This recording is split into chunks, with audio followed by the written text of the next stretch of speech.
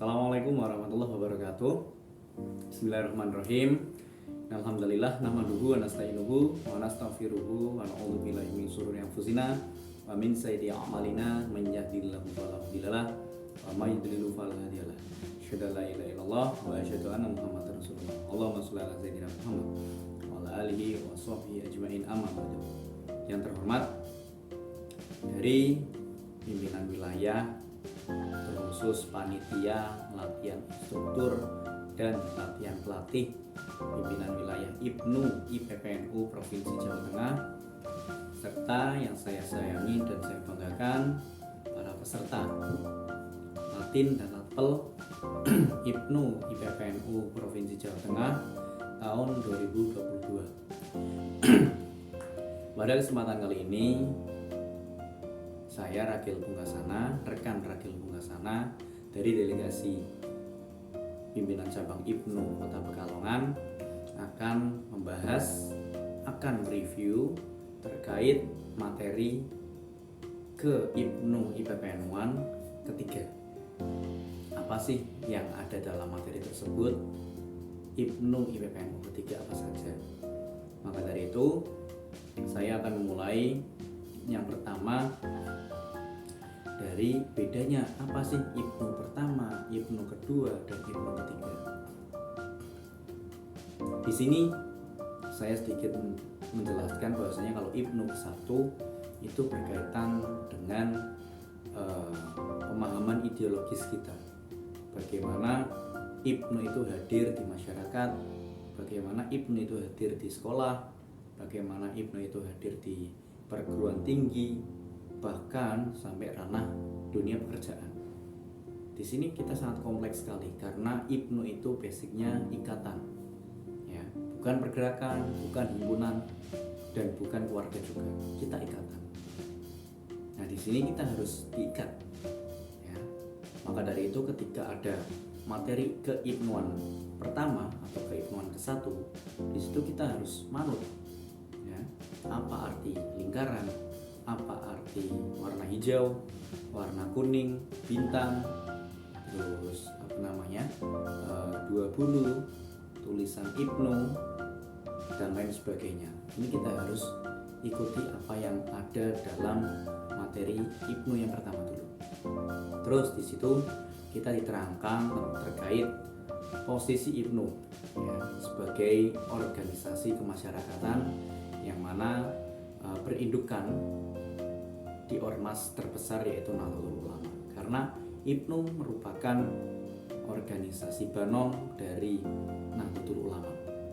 Nah, kita dalam materi yang pertama, materi keibnuan pertama, kita memang harus fokus terlebih dahulu kepada ideologi kita, yaitu ideologi Ahli Sunnah wal Jamaah Ahmadiyah. Yang kedua, terkait materi yang kedua yaitu keibnuan kedua. Di situ kita sedikit membuka mindset kita, out of the box kita harus berpikir sangat luas. Bagaimana sih peran IPNU di masyarakat, terus bagaimana kita menyelesaikan masalah di masyarakat, dan bagaimana peran kita di masyarakat. Kita harus mampu menyelesaikan masalah dalam keibnuan kedua, yang mana sering sekali kita temui di pengkaderan, yaitu pengkaderan Lakmut. Nah, di keibnuan 2 kita sering sekali dilatih terkait analisis SWOT, bagaimana skala prioritas, bagaimana terkait proker ataupun tugas mana yang prioritas dan tugas mana yang prioritas menengah maupun prioritas ke bawah. Di situ kita dilatih terkait manajemen diri kita, manajemen waktu kita, agar kita dapat membagi waktu, manajemen waktu sebaik mungkin. Karena posisi dalam materi IPNU kedua itu kita sudah menjadi kader, ya, tidak lagi menjadi anggota. Di situ kalau sudah ada embel-embel kader, kita harus bisa memberi perubahan dalam organisasi tersebut. Ingat, IPNU itu jangan dirubah, yang dirubah kitanya, ya. Kita yang dapat merubah diri kita dan dapat berkontribusi untuk IPNU yang notabene organisasi kita semuanya. Oke, terus kita beranjak yang materi keibnuan ketiga, ya tadi sudah saya review sekilas berkaitan dengan Ibnu materi 1 dan Ibnu materi yang kedua. Dalam hal ini kita bertitik fokus terlebih dahulu kepada mandat sejarah Ibnu. Dahulu Ibnu dilahirkan pada saat Kongres LP Ma'arif, ya. Di situ kita banyak menemukan hipotesa yang mengharuskan adanya organisasi di ranah pelajar, sehingga pada tahun 1954 ditunjuklah Kiai Tholha Mansur, rekan Tholha Mansur sebagai ketua umum pertama Ibnu di Indonesia ini. Di situ kita mengharuskan bergerak dalam ranah pelajar. Nggak hanya pelajar, kita dilahirkan dari rahim LP Ma'arif, yang mana di situ basicnya sekolah. Kita harus back to school, kita harus mewarnai ranah pelajar, khususnya siswa, karena di situ kita harus membentengi aliran-aliran yang radikal, ya. Kita harus mengintercept aliran-aliran yang mampu menghancurkan kesatuan Republik Indonesia ini. Nah, maka dari itu penting bagi kita memahami sejarah lahirnya Ibnu pada masa saat itu. Terus kita juga nggak bisa mengkhianati sejarah berkaitan dengan pondok pesantren. Pak Kiai Tholha juga lahir dan besar di pondok pesantren. Kita harus harus tetap melestarikan apa yang ada dalam ajaran pondok pesantren, salah satunya ngaji. Di situ kita jangan sampai kader Ibnu itu jauh dari kata ngaji. Kita harus tetap ngaji, entah itu mau ngaji sebagai ustadz, mengajarkan kepada anak-anak, orang, bahkan pemuda-pemudi. Kita harus tetap terjun dalam masyarakat, karena sesuai dari quotes Mbah Tholha Mansur, yaitu Ibnu itu kembali ke masyarakat, bukan menjadi elit masyarakat. Nah, di situ kita harus terus memegang teguh prinsip Ibnu harus ada dan hadir di masyarakat. Itu merupakan sejarah berkaitan dengan pondok pesantren dan sekolah. Nah, pada kesempatan kali ini kita pun dapat tantangan, yaitu menghijaukan ataupun memberikan warna di sekolah yang notabene negeri, bahkan perguruan tinggi. Nah, ini yang belum kita jamak, yang belum kita maksimalkan sampai sejauh ini. Kita harus membenahi dalam hal tersebut, karena kita merupakan organisasi keterpelajaran. Jangan sampai kita sebagai kader Ibnu tapi kita belum menyeluruh dalam mengkader di berbagai bidang. Nah, itu kita harus menyusupi di lini-lini tersebut. Banyak sekali orang-orang dari kita yang kita tidak bisa memungkiri bahwasanya Ibnu itu dari swasta, Ibnu itu dari kalangan ma'arif, Ibnu itu dari sekolah biasa. Nah, itu kita juga tidak bisa memungkiri.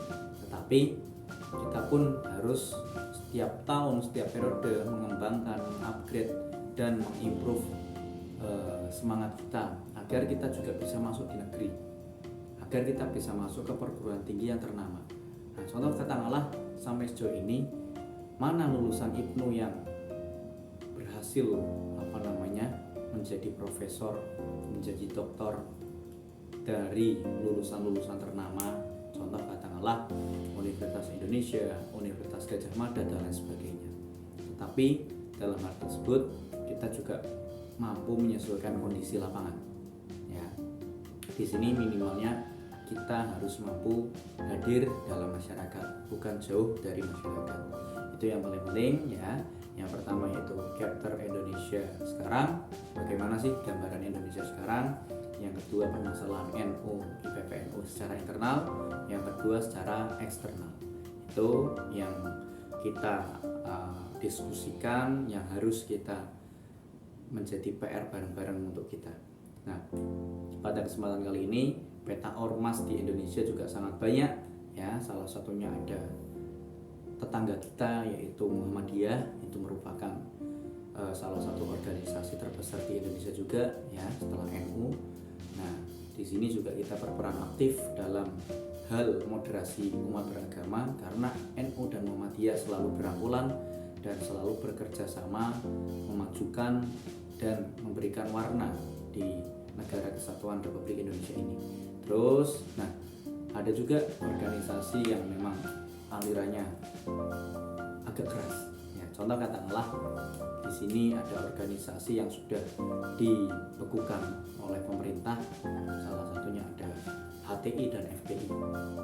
Di sini kita harus mempunyai benteng yang kuat karena banyak juga organisasi-organisasi luar sana yang ingin mengislamkan negara.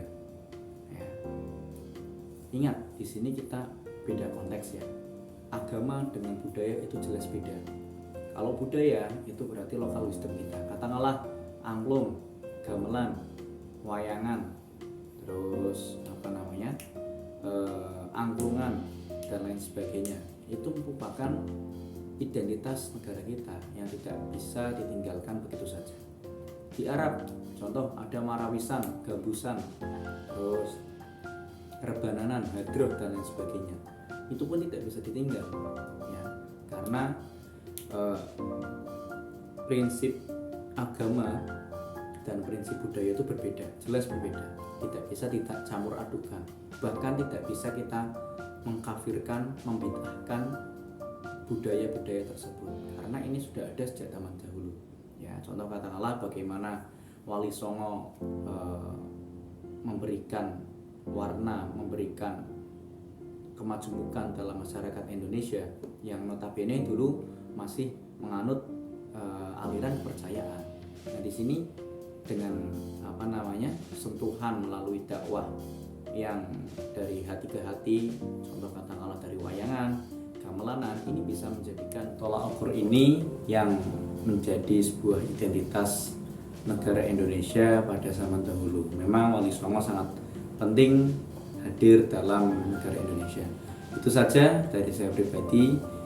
Tugas video ini merupakan sebagian dari maksimal dalam penugasan latihan instruktur dan latihan pelatih PW IPNU IPPNU Jawa Tengah. Itu saja dari saya pribadi atas nama rekan Ragil Pungkasana dari PC IPNU Kota Pekalongan.